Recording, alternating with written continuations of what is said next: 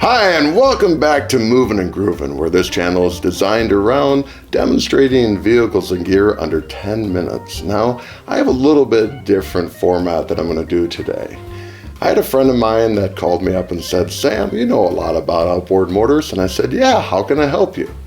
Well, my dealer wants me to buy a boat that has the maximum horsepower. And I go, well, I got a few scenarios that I can run by you if you got a few moments. He goes, sure. So I'm going to paint a picture. It's 2019. I find this boat out on the web, and I'm like, oh, I can't wait to get it in my hands. I think it's going to be a great little boat. But it's been on the web for about 9 months, and I'm kind of going, this doesn't look right.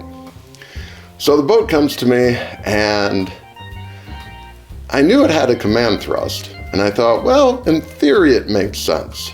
You have a great big lower unit of a 90 attached to a smaller drivetrain of a 60 on the top.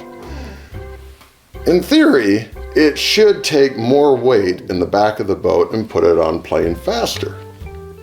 Well, it was a deal breaker. It didn't do it. And I'm going to explain why. I get out and I do the break-in procedure. And I'm like, oh, I'm almost there. I'm an hour away. And I can then open it up and get it up on plane. So an hour later, I turn the throttle and I hear, and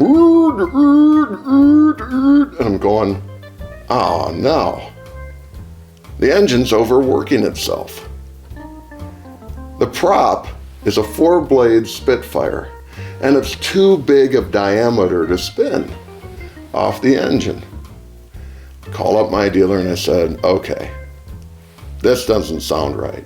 So they said, okay, try a smaller 4-blade prop. I said, yeah, it's going to cost me money.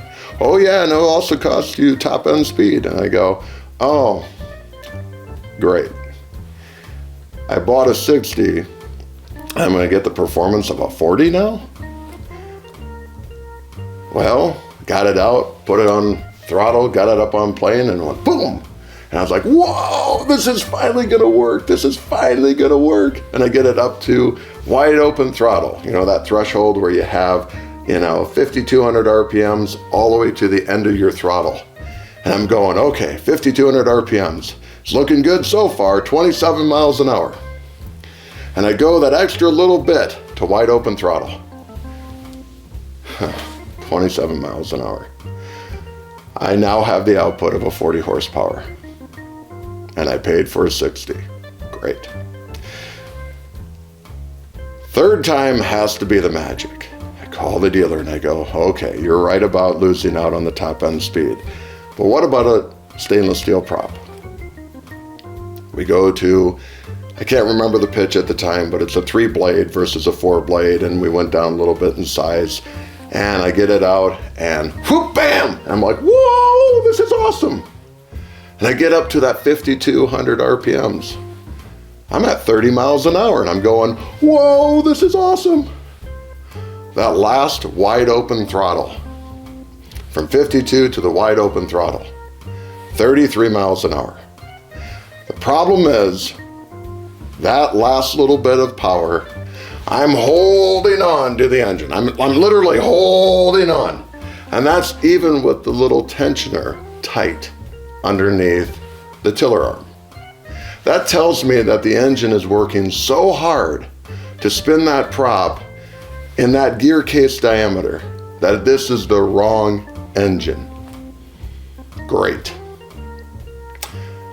That is the reason why it sat on the website for so long. Don't do what I did. It's a great engine for a pontoon, but not a great engine for this little fishing boat.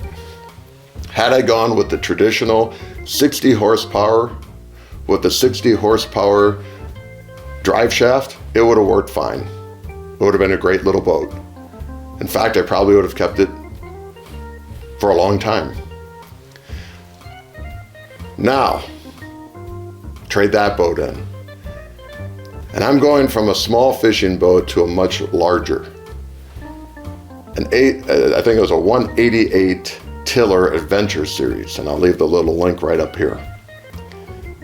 Awesome boat. Wide. Big front deck where you could have 3 people up there fishing if you wanted to. It had a trolling motor, 2 batteries, 2-bank charger, full live well in the front and rear. The battery placed right underneath the driver so the weight is more pushed forward. They did their homework. Now, they also gave you an engine that was amazing. The Yamaha SHO 90. It only had aluminum prop, so had I put on a stainless steel prop, I probably could have gone faster. The reason why you want to max out your horsepower, especially on a tiller, the power. You're always going to have power. Number 2, you're not going to overwork your engine like you did on the first scenario. Now, unfortunately, last December, not this December, but the December prior, it was an icy day and I fell. My forehead was out about 3 inches from my face and I ended up damaging my wrist. And the next summer, last summer, I went out and I realized my tiller days have ended.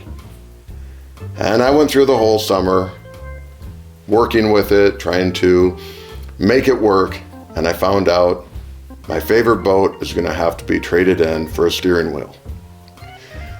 Okay, last scenario.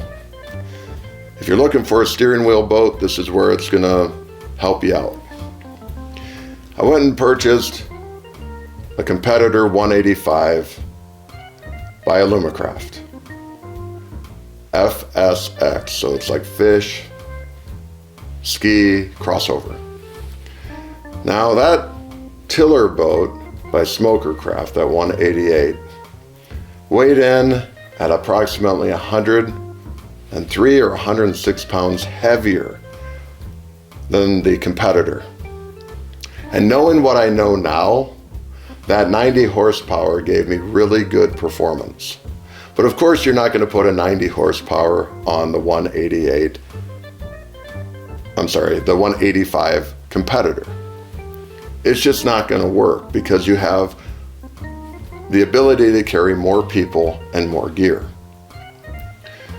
So, Alumacraft is one of the last manufacturers, at least what I can find, where if you buy the boat separate, if the dealer represents Honda, Yamaha, Mercury, Suzuki, you can pick the engine, which I think is still really a great idea. Because you got to realize, somebody might not be in the neighborhood where they're running their boat where there's a lot of Honda dealerships or Yamaha dealerships. But you can pick that engine that will work where you're going to be using your boat the most. That's a pretty good feature right there. My boat came with a 150 Honda. I'm not looking to be the next speedy guy out on the lake going wide open throttle. Because see, when you don't maximize your horsepower to the 175, you save gas. That's a really good point. Number 2, you save money. You're not paying all that extra money for that higher horsepower. Now, if you were to be that fisherman that says, I'm going to max out the gear, people, then I might as well max out the horsepower.